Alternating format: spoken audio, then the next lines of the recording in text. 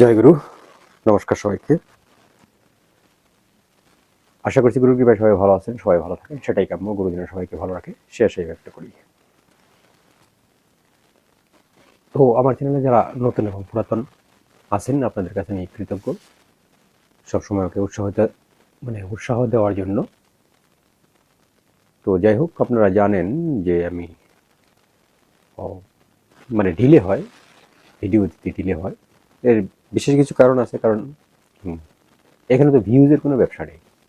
যদি ভিউজের ব্যবসা হতো, যে মিলিয়ন্স ভিউজ হচ্ছে, সেক্ষেত্রে একটা ইন্টারেস্ট থেকে যায়।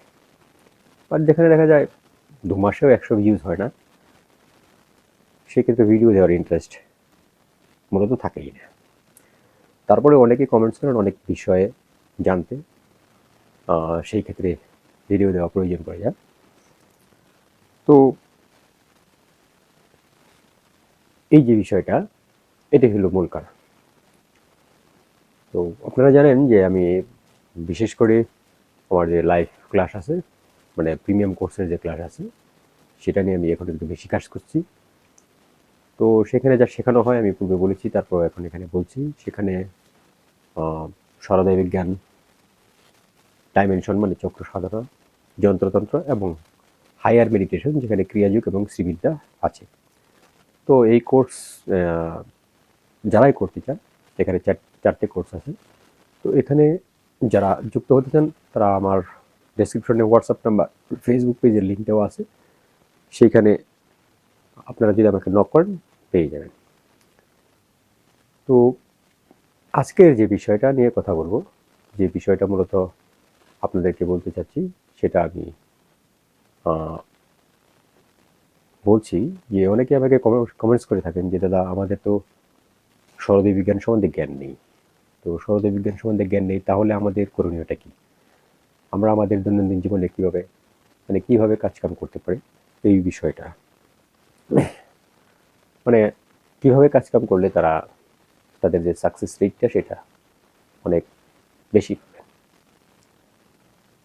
তো বেসিক্যালি পৃথিবী যে একটা বিশাল গুরুত্বপূর্ণ বিষয়, সেটা হলো আমাদের সময়। আমাদের সময়কে যদি আমরা ঠিকমতো না বুঝি, না ধরতে পারি, তাহলে যে কোনো কাজ করার ক্ষেত্রে আপনার একটা প্রবলেম থেকে যায়। সময়ের জন্য, সময়ের ভালো মন্দর জন্যই আমাদের যে পঞ্জিকা, ঠিক আছে, দিন পঞ্জিকা, সেটার কিন্তু ধরে নিতে পারেন যে এই সময়কে ক্যালকুলেট করার জন্য সেই দিন পঞ্জিকার উৎপত্তি। এখানে ভালো এবং খারাপ সময় আছে।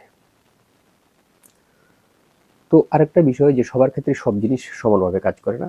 যেমনটি ধরুন, একজনের প্যারাসিটামল খেলে জ্বর যায়, আরেকজনের নাপা খেলে যায়, আরেকজনের অন্য কোনো জিনিস খেলে যায়। তো বিষয়টা এরকমই। যদি আপনি সাকসেসকে সেইভাবে সেই জায়গায় নিয়ে যেতে চান, সব দিকেই অসফল হচ্ছেন, এরকম যদি হয়, তাহলে আপনাকে যেটা করতে হবে, সবচেয়ে বেস্ট যেটা উপায়, সেটা আমি বলবো যে আপনি প্রথমত আপনি আপনার যে ডেট অফ বার্থ, সেটা দিয়ে একটা সুন্দর একটা কুণ্ডলিনী তৈরি করে নিন। জন্মকুণ্ডলিনী যেটাকে বলা হয়, সেটা বানিয়ে সেটাকে আগে একজন ভালো লোক দিয়ে অ্যানালাইসিস করেন। এটা আমার তরফ থেকে বলার কি, সেটা আপনি অ্যানালাইসিস করে সেখানে আপনার লাইফের যে বিস্তারিত, সেটা যদি উনি ভালো করে অ্যানালাইসিস করেন, তো ধরতে পারবেন। ধরার পরবর্তীতে আপনি আপনার যে প্রতিকারগুলো, তার থেকে জেনে নেবেন যে এখন আপনার কি করণীয়।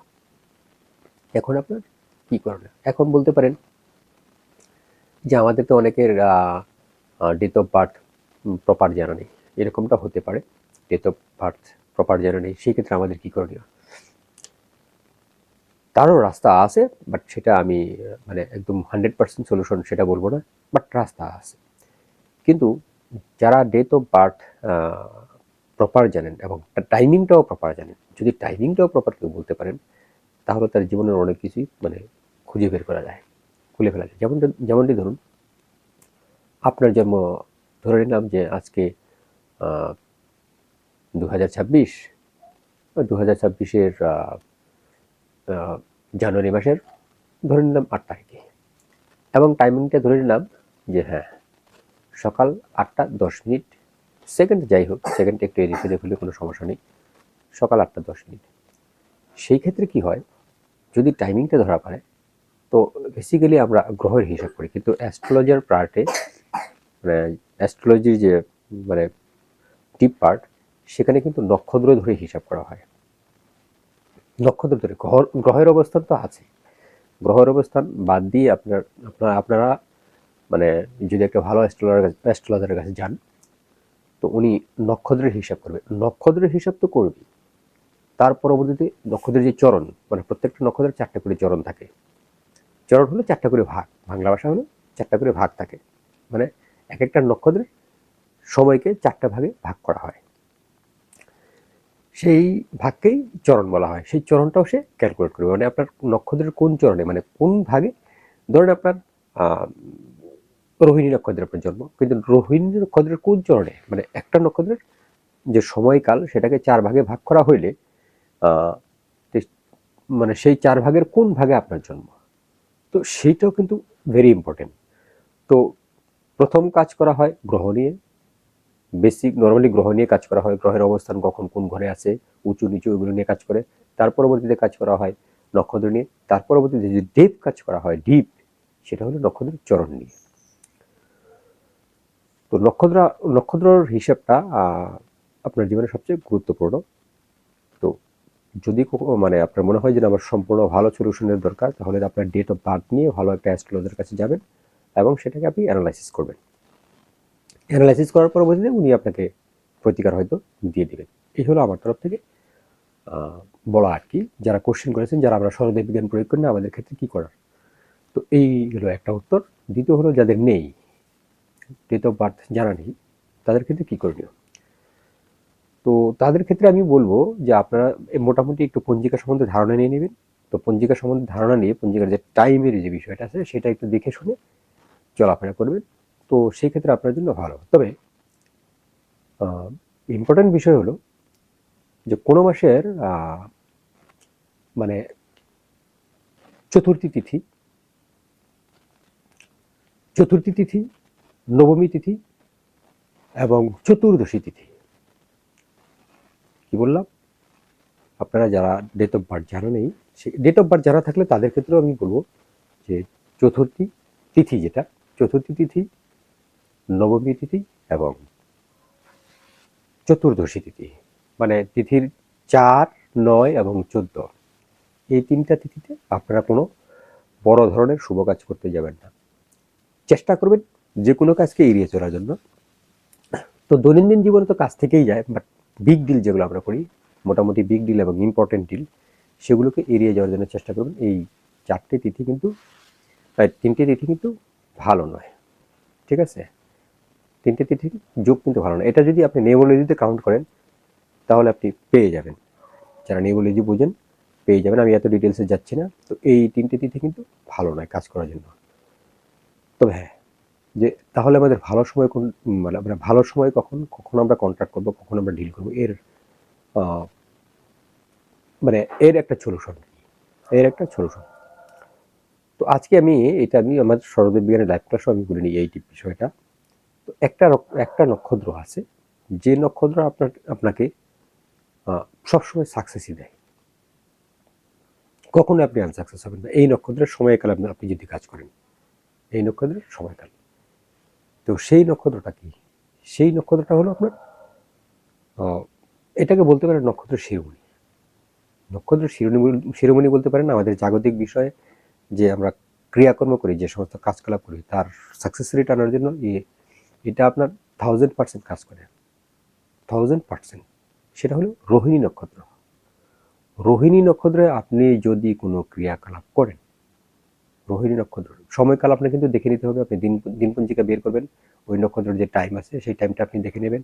তো আমি বলেছি যে এই নক্ষত্রের চরণ আছে, চরণ তো অ্যানালাইসিস করতে গেলে আপনার লম্বা সময়ের ব্যাপার, যে আমি রোহিণী নক্ষত্রে কাজ করব, কিন্তু এখানেও 1, 2, 3, 4 চারটে চরণ আছে, মানে 4টে সময়কাল আছে নক্ষত্রে। তো এক এক সময়কালে এক এক রকম কাজ, মানে ভালো কম বেশি হওয়ার যে ক্রিয়া সেটা আছে। তো সেটা তো আপনার কাউন্ট করতে গেলে ভালো অ্যাস্ট্রোলজারের কাছে যেতে হবে, আপনার সেই সম্বন্ধে জ্ঞান থাকতে হবে। তবে সেটা বলছি না, তবে পুরো নক্ষত্রের যে সময়কালটাই আপনার ভালো, আপনার জন্য সে পজিটিভ পজিটিভ পজিটিভ এনে দেবেই, পজিটিভ এনে দেবেই দেবে, ঠিক আছে, এনে দেবেই দেবে। দ্বিতীয়ত আমি একটা কথা বলবো, যারা আপনারা মানে ওই ম্যারিজের যে মানে বিষয়টা, বিবাহের যে বিষয়টা, সেটার দিনক্ষণ আপনারা কখনোই এই 4 তারিখ, 9 তারিখ এবং 14 তারিখ নেবেন না, এই জিনিসটা নেবেন না, এটা ভালো নয়। আমি বললাম, পূর্বে বললাম, তবে ম্যারেজের যে বিষয়টা, ম্যারেজে যখন কন্ট্রাক্টও করতে চান, কন্ট্রাক্ট ব্যাপারে আপনি সাইন করবেন বা 7 ফেরা আপনি নেবেন, ঠিক আছে। ইভেন আপনার আরেকটা কথা বলি, ধরেন আপনি কোথাও দেখতে যাচ্ছেন, আপনার সম্বন্ধের ব্যাপারে কোথাও দেখতে যাচ্ছেন বা কেউ আপনাকে দেখতে আসছে, আপনারা খেয়াল করে দেখবেন, যদি এরকমটা দেখেন যে 4 তারিখ, 9 তারিখ এবং 14 তারিখ, ঠিক আছে, তিথি, মানে তিথির হিসাবে যদি চতুর্থী তিথি হয়, নবমী তিথি হয়, ইভেন আপনার চতুর্দশী তিথি হয়, এই তিথিতে আপনি দেখতে যাবেন, কেউ যদি আপনার বাড়িতে দেখতে আসে, সেটা ছেলে হোক মেয়ে হোক, যাকেই দেখতে আসুক না কেন, বা আপনি যাকেই দেখতে যান না কেন, আপনারা খেয়াল করে দেখবেন, সেই ক্ষেত্রে সেই কাজগুলো হয় না, হয় না, হয় না, হবেই না, ঠিক আছে, হবেই না, হওয়ার সম্ভাবনা একদম কম, হবে না এই ক্ষেত্রে বেশি বলা যায়, হওয়ার সম্ভাবনা একদম কম। তো এখন একটা বিষয় হলো, তো আমরা যদি মানে অ্যাস্ট্রোলজি মেনটেন করে লাইফ চালাইতে চাই, লাইফ যদি আমাদের সামনে এগিয়ে নিয়ে যেতে হয়, অ্যাস্ট্রোলজিতে সব কিছু মেনটেন করা অনেক টাফ। কিন্তু সরলদের বিজ্ঞানের ক্ষেত্রে আপনি যে কোনো জিনিস আপনার যখনই যেটা প্রয়োজন, সেটা আপনি আপনার অনুকূলে আনতে পারবেন, আপনি আপনার প্রতিকূলেও সেটাকে নিতে পারবেন। আপনি একটা কাজ চাচ্ছেন যে এটা আমার করা দরকার, তো এটা আপনার অনুকূলে আনতে পারবেন। আপনি যেটা চাচ্ছেন যেটা আমার করা, এটা আমি করবো না, তো সেটা আপনার প্রতিকূলে চলে যাবে। বাট এই ক্ষেত্রে বিষয় হলো যে আপনি যে জিনিসটা চাচ্ছেন তার ক্যাপাবিলিটি কতটুকু আছে আপনার, আপনি সেই সম্বন্ধে কতটুকু কোয়ালিফাই, যোগ্যতা কতটুকু বহন করেন। যোগ্যতা থাকলে সরলদের বিজ্ঞান আপনি প্রয়োগ করে সেটা আপনি আনতে পারবেন, কিন্তু আমার যোগ্যতাই নেই, ঠিক আছে, আমার এরকমটা আছে না যে হ্যাঁ সব কিছুই হয়, আমার যোগ্যতাই নেই, আমি ক্লাস 1-ও পড়িনি, আমি দেশের প্রাইম মিনিস্টার হতে চাই, ঠিক আছে, এবং রাজনৈতিক সম্বন্ধে আমার কোনো জ্ঞানই নেই, দেশ সম্বন্ধে কোনো জ্ঞানই নেই, সেক্ষেত্রে আমি সরলদের বিজ্ঞান প্রয়োগ করে প্রাইম মিনিস্টার হতে যাবো না, এটা প্রকৃতির বিরুদ্ধে, এটা প্রকৃতি সম্পূর্ণ বিরুদ্ধে। তো প্রকৃতির অনুকূলে, আপনার অনুকূলে প্রকৃতি কি কি আছে, কি কি দিচ্ছে, সেটাকে আপনাকে জেনে আপনি আপনার শর্তে প্রয়োগ করবেন। যেটা আপনার আউট অফ মানে কন্ট্রোল, আউট অফ কন্ট্রোলের যে জিনিসগুলো আছে, যেটা আপনার দ্বারা কখনো সম্ভবই নয়, সেটা আপনি সরল বিজ্ঞান প্রয়োগ করে কূলে প্রতিকূলে এও কোনো লাভ নেই, ঠিক আছে, অনুকূল প্রতিকূল কোনো লাভ নেই। তো শর্ত প্রয়োগ করতে হয় যে আমার যেটা অ্যাবিলিটি আছে, ঠিক আছে, সেটাকে আমি প্রয়োগ করে আমার অনুকূলে আনতে পারবো বা আমার প্রতিকূলেও আমি নিতে পারবো। এটা হলো সরল বিজ্ঞান। এখানে আপনার তিথি, নক্ষত্র, গ্রহ কোনো কিছুর প্রয়োজন নেই সরল বিজ্ঞানে। তো ওর জন্য সরল বিজ্ঞান এত সিক্রেট, মুক্ত। যাই হোক, আজকে এই পর্যন্ত। জয় গুরু, নমস্কার সবাই।